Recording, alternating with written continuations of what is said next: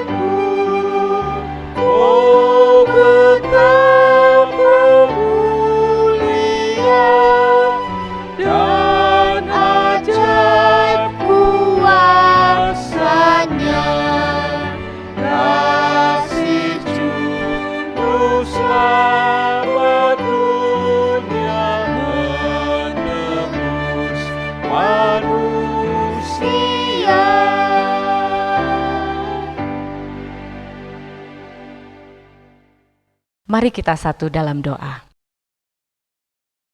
Bapa kami di dalam surga, terima kasih untuk kasih-Mu kepada kami. Kasih-Mu yang begitu besar yang menebus dosa-dosa kami ya Tuhan. Kami memohon pimpinan-Mu dalam kami menjalani kehidupan kami, dan pagi hari ini kami akan membaca merenungkan kebenaran sabda-Mu. Roh Kudus memimpin setiap kami yang mengikuti ibadah pagi hari ini, agar kami melembutkan hati kami dan kami menerima pimpinan-Mu, sapaan-Mu di pagi hari ini. Kami memohon juga Engkau memberkati hamba-Mu, Bapak Pendeta Dwi Santoso, yang akan menyampaikan kebenaran sabda-Mu. Kiranya firman yang disampaikan boleh menjadi bekal dalam kehidupan kami. Terima kasih Tuhan. Di dalam nama Tuhan Yesus kami sudah berdoa. Amin. Bacaan firman Tuhan terambil dari 2 Yohanes pasal 1 ayat 4-8. Aku sangat bersuka cita bahwa aku mendapati bahwa separuh dari anak-anak-Mu hidup dalam kebenaran sesuai dengan perintah yang telah kita terima dari Bapa. Dan sekarang aku minta kepadamu, Ibu, bukan seolah-olah aku menuliskan perintah baru bagimu, tetapi menurut perintah yang sudah ada pada kita dari mulanya, supaya kita saling mengasihi. Dan inilah kasih itu, yaitu bahwa kita harus hidup menurut perintahnya. Dan inilah perintah itu, yaitu bahwa kamu harus hidup di dalam kasih, sebagaimana telah kamu dengar dari mulanya.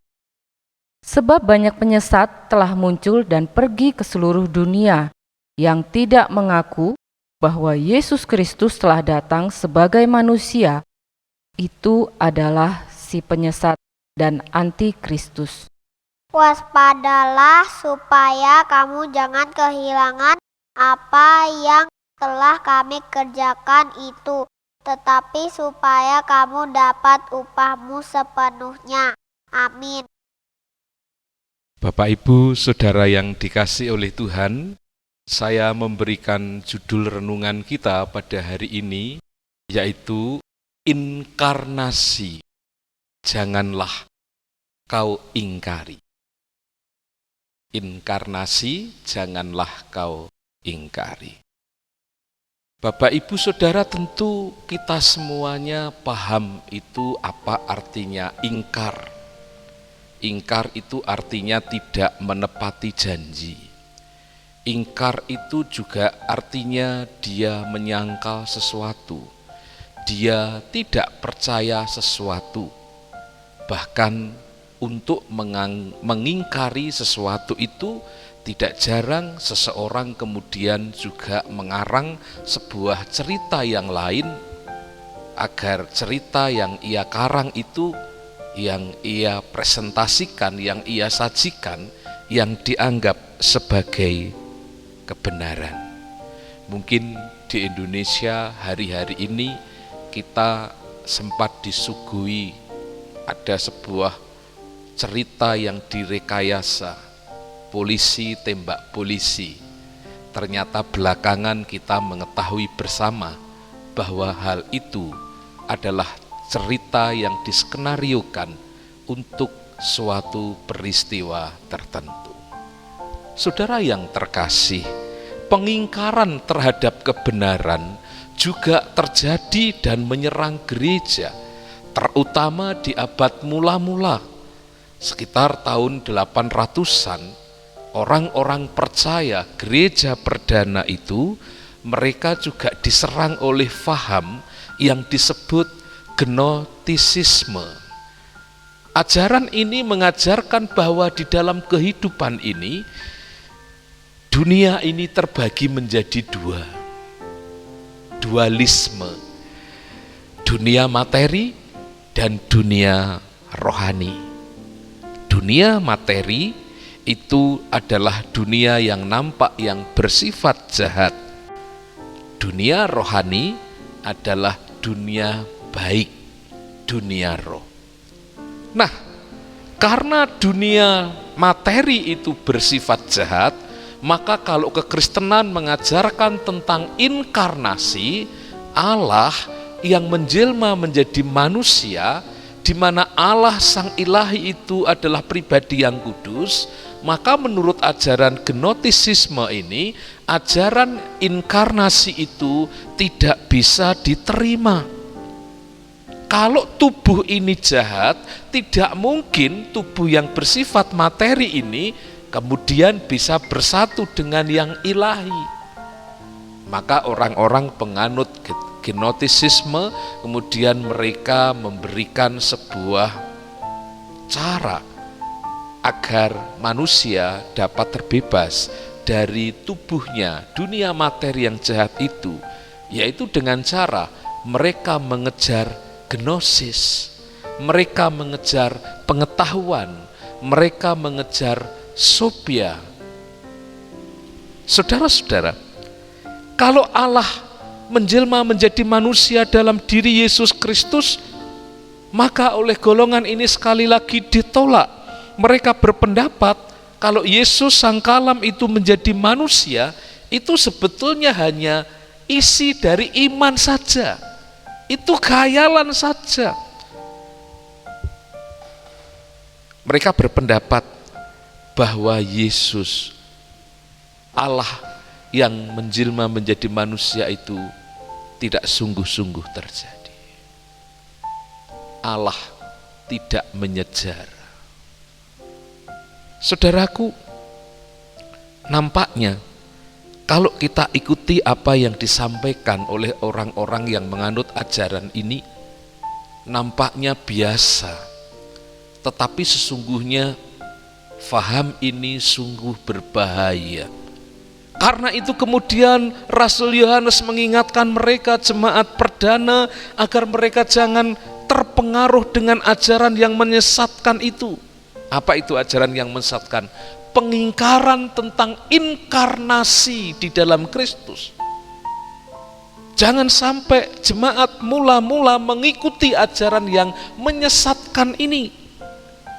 Penyangkalan karya Allah yang menyejarah dan masuk dalam sejarah kehidupan umat manusia ditengarai oleh Rasul Yohanes.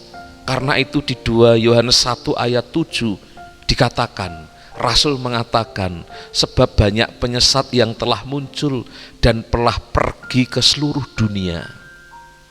Dikatakan, yang tidak mengaku, di ayat 7 itu, yang tidak mengaku bahwa Yesus Kristus telah datang sebagai manusia. Rasul Yohanes mengatakan, itu si penyesat dan si antikristus. Orang-orang yang anti, yang menolak, yang melawan kepada Kristus. Mereka menolak bahwa sosok Kristus sebagai yang ilahi tampil dalam rupa insani. Berbahaya bukan, saudara-saudara? Kelihatannya sederhana, tetapi itu adalah penolakan secara halus tentang konsep di dalam Kristenan bahwa Yesus itu adalah Allah yang sejati dan manusia yang sejati. Jika Allah tidak sungguh-sungguh menjadi manusia, maka implikasinya, maka dampaknya adalah bahwa pengorbanan Yesus di atas kayu salib itu dianggap tidak ada. Kelihatannya orang-orang ini seperti berempati dengan Yesus. Kelihatannya mereka seperti berempati dengan kekristenan. Mereka seolah-olah Yesus jangan menderita, jangan disalib, jangan mati. Tetapi justru sebetulnya paham ini berusaha untuk mengubur konsep penebusan Allah melalui Kristus di atas kayu salib. Saudara, jika Allah tidak menjelma menjadi manusia dalam diri Yesus dan mati di atas kayu salib, maka sia-sialah iman kita. Karena itu gugurlah konsep penebusan Kristus. Sebab sesungguhnya memang inkarnasi adalah tindakan Allah yang masuk di dalam daging, mewujud di dalam rupa manusia, manusia Yesus, dan mati di atas kayu salib. Dan peristiwa itu adalah pencurahan kasih Allah yang sungguh besar bagi kita semua. Saudara, kita harus menyadari bahwa Tuhan kita Yesus Kristus adalah manusia yang sejati, yang pernah hidup sejaman dengan Yusuf dan Maria, yang menjadi manusia biasa hidup di antara manusia, seperti kesaksian Injil Yohanes 1 ayat 14. Firman itu telah menjadi manusia dan tinggal di antara kita. Sebagai manusia, Yesus itu berkepribadian penuh dan memiliki kebutuhan seperti kita. Yesus melakukan tindakan dan pekerjaan layaknya seperti manusia biasa. Ia bekerja, ia ikut berlayar bersama para murid, ia mengajar, ia menyembuhkan, ia berdoa, ia bersedih, ia bersuka cita. Kalau ia haus, ia butuh minum. Kalau ia lapar, ia pun juga butuh makan. Bahkan dia juga bisa tertidur, sama seperti kita manusia. Saudara-saudara, tetapi ada satu perbedaan yang sangat mendasar di dalam diri Tuhan kita Yesus Kristus. Allah yang berinkarnasi menjadi manusia itu, perbedaan yang sangat mendasar itu adalah bahwa di dalam dirinya Tuhan kita Yesus Kristus itu, dia pribadi yang tidak berdosa. Sejak kelahirannya, beritanya disebut oleh malaikat sebagai yang kudus. Karena itu di dalam Injil Lukas ia disebut anak kudus. Di dalam perjalanan hidupnya Bahkan ketika ia kemudian ditangkap dan diadili oleh Pilatus, Pilatus pun bersaksi, aku tidak mendapatkan kesalahan sedikit pun pada orang ini. Bahkan ketika Yesus disalib di atas kayu salib, ketika ia mati, kemudian penjahat yang ada di sebelahnya juga bersaksi bahwa orang ini adalah anak Allah. Dengan demikian, seluruh kesaksian Alkitab mengatakan kepada kita bahwa Yesus adalah pribadi yang kudus, pribadi yang memang diutus oleh Allah untuk hadir di dunia ini untuk menjadi penebus. Karena dia kudus, maka dia layak memenuhi kriteria sebagai anak domba Allah yang kudus, yang tiada cacat bercela untuk menjadi korban penghapus dosa manusia. Dan di dalam pelayanannya, di dalam kesehariannya, ia yang kudus itu tampil sederhana. Di dalam keadaannya sebagai manusia, ia bercakap-cakap, ia melayani. Bahkan ketika ia haus, ia pun minta minum kepada perempuan. Misalnya dalam percakapan di sumur Yakub itu, kepada perempuan Samaria itu, ia mengatakan aku haus, dan ia minta minum dari perempuan itu. Itu menandakan bahwa Yesus adalah manusia sejati dengan segala macam kebutuhannya. Saudara-saudara, dengan demikian benar sekali apa yang disampaikan oleh Rasul Yohanes di sini, bahwa dia adalah memang manusia, tetapi bedanya dengan kita adalah bahwa dia tidak berdosa sama sekali. Karena itu penjelmaan Allah di dalam diri manusia Yesus, inkarnasi itu sekali lagi tidak boleh diingkari, tetapi harus diimani, dihidupi sebagai sebuah jalan hidup kita sebagai orang percaya. Saudara-saudara, sama seperti jemaat di abad pertama, serangan terhadap iman kita sebagai orang Kristen terhadap keilahian Yesus juga masih sering terjadi pada hari-hari ini. Menghadapi orang-orang yang belum percaya, yang tidak percaya kepada keilahian Yesus itu, yang sengaja menggoyahkan iman kita, yang ingin membelokkan iman kita, kita harus memiliki hati yang sabar, dilandasi dengan kasih yang murni. Di ayat 8, Rasul Yohanes menasihati kita supaya kita waspada. Tetapi secara khusus Rasul Yohanes memberikan tugas kepada gereja yang di ayat 5 disebut sebagai ibu. Di sana dikatakan, dan sekarang aku minta kepadamu ibu. Kata ibu di sini, Rasul Yohanes menunjuk kepada gereja. Gereja memiliki tugas utama adalah untuk mengajarkan iman itu kepada jemaatnya.